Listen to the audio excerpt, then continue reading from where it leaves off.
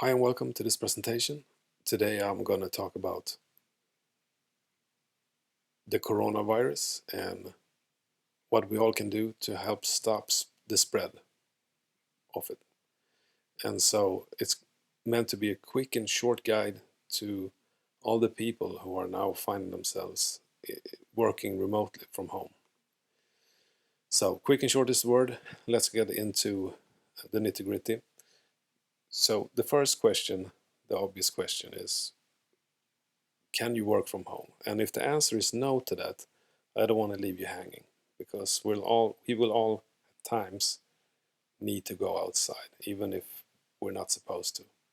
So number one is to try to stay home if you're feeling ill, and wait 2 healthy days before going outside.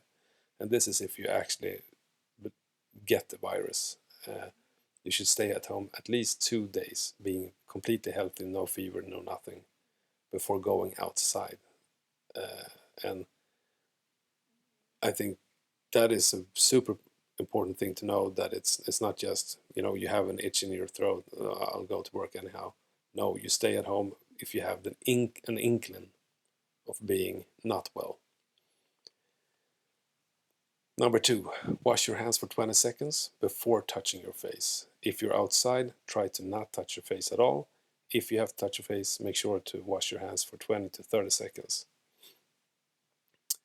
This is something all experts are actually united behind, so that's something. Number three, help elderly, but don't get too close. Buy groceries, buy medicine, but don't hug them, don't be close to them. Actually, don't try not to be breathing the same air as them. And this is for their sake. In some cultures, I realize that this can be challenging, but wherever applicable, try to do this for the sake of the elderly. The fourth one is an obvious one, but try to avoid crowds as much as possible. It's not worth having a pint in the pub. So the rest of the presentation is going to be about people who find themselves now being remote workers. And one of the most important things that I see is to help reduce stress in this, because many people find themselves in a new situation.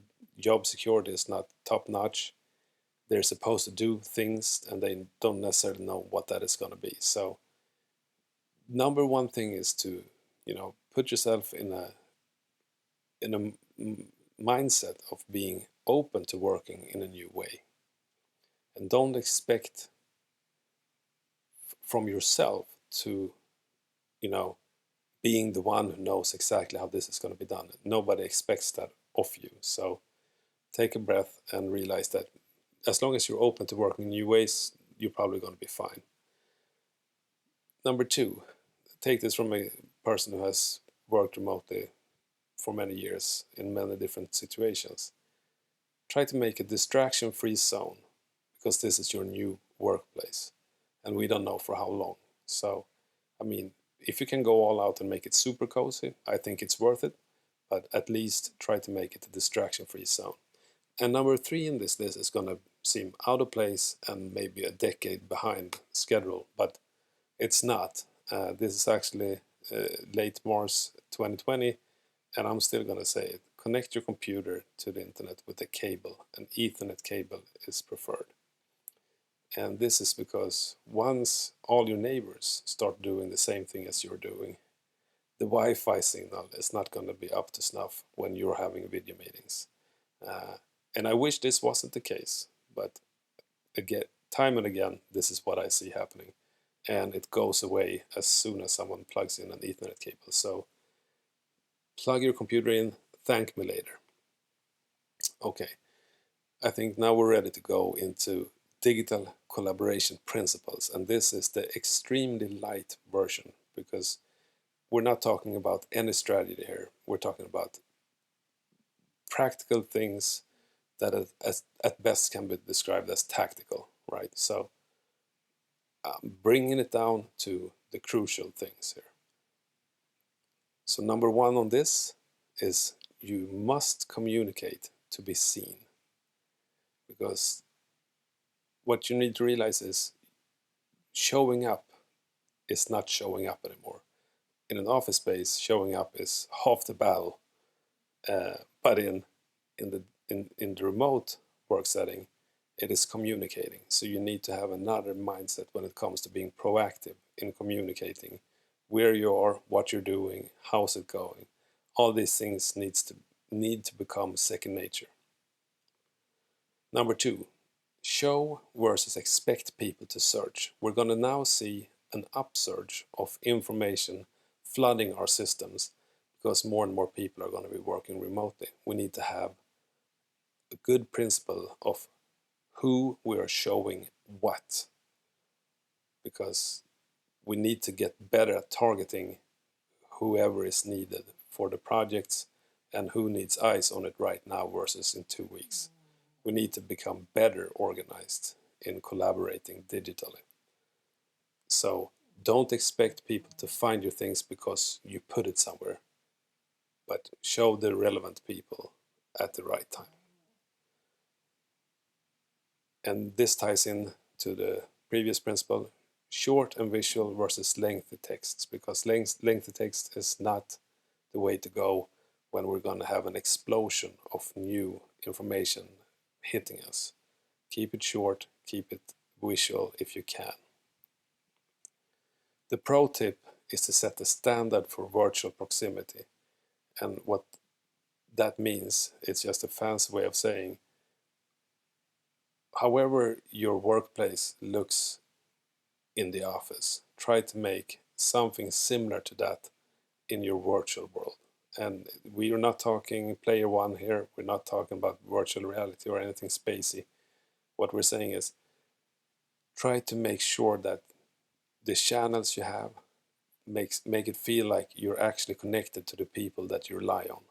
Because if you can feel that, that has this is a proven tactic to reduce the stress of working alone. And I mean, there's a lot of tools out there. I can't go through them because all businesses are different in their requirements. So, but there are solutions out there. And I think this is one of the best things to do to make sure you keep that collaborative spirit.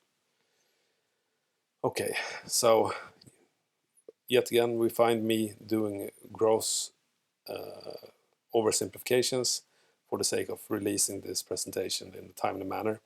So I've taken the organizational structure and brought it down to 2 different roles. We have the manager and we have the employee. So for the manager, set clear expectations. And this can be anything from follow this process in this use case, or always be 5 minutes early before a web meeting, test your audio and video before entering, make sure that you know why you're there, so on and so forth. Having more clear rules is not only good for productivity, but it's actually also good for reducing stress. And I think stress is the big danger here outside of the pandemic that is already hitting us. So taking that to the next level is to do something that might seem fascist in a world where we're not relying on fast getting up to speed. But we're now in a crisis. We don't have time to do lengthy strategies. What we need to do here now is simplify work by deciding specific collaboration tools. You should have plan A, which is the tools you prefer, and you should have plan B when the tools you prefer is not working, because we might see a loading problem because the balancing is going to be off as so many more people is going to be working in the cloud and so on and so forth the coming weeks and months. We need to have a backup from our preferred way of working, but we should keep it to a minimum.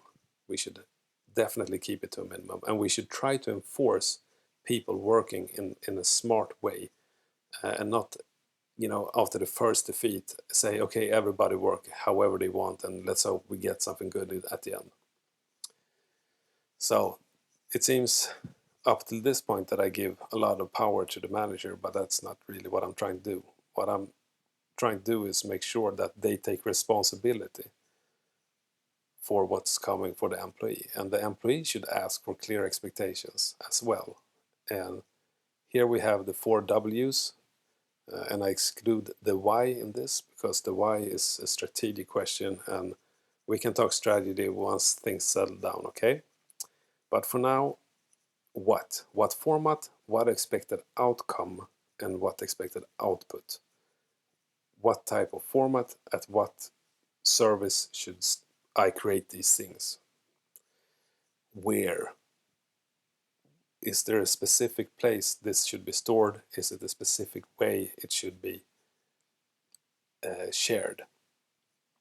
We need to know where. When? Obviously, super important, but so easy to forget to specify if we don't have a digital tool to track this collaboratively. And finally, who? Who am I supposed to share this with? We have all number of times felt excluded because someone missed to add us to a list. Let's try to lessen the chance of that ever happening again by actually knowing who we're working with and who relies on our work to do their work. So I think this nicely ties into how would this ever be possible, and my simple suggestion is to make workflow guides for how to work together.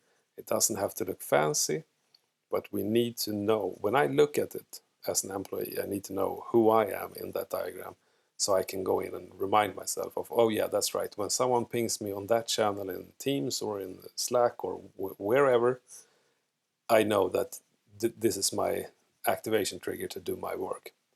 And then I know where I'm going to deliver that to next. So make these workflow guides internally. That makes you feel, yet again, less stress and safer in knowing what you're supposed to do. Thirdly, set intervals for retrospects. So have a set interval, say 2 weeks or whatever feels good for you and your team. But what you do in the retrospect is say what went well and what should we try to redesign in our workflow. This makes sure that you're not wasting a lot of time and effort making mistakes, but actually trying to improve your own process. And as long as you're improving, you're getting better. And as long as you're getting better, everything is going to be getting better. So I hope that this has been valuable to you. The last slide is just me offering to help out on a more hands-on way. I'm a digital thinker doer, obviously. Otherwise, I should stay away from making this presentation. But you can find me at disrupt.ori. I hope you have a great day, and I wish you luck in your digitalization efforts. And I hope I see you all once this crisis is over. But this is that for me right now. This is Linus signing out.